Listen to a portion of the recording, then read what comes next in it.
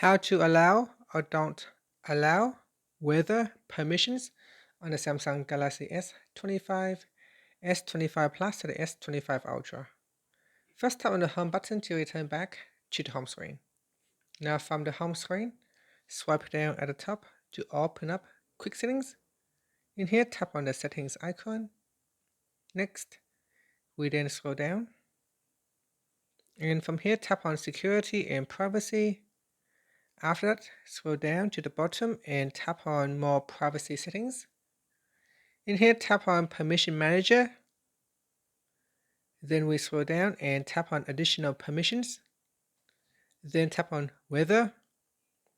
In here, tap on the app that you want to grant the permission. So here we've got Samsung wallpaper. I can choose allow, then tap on the back key. If you want to remove the permission, go to the allow section and then tap on the app. Then choose don't allow, and that's it.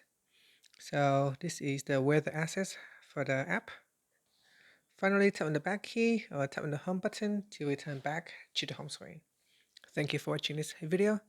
Please like and subscribe to my channel for more videos.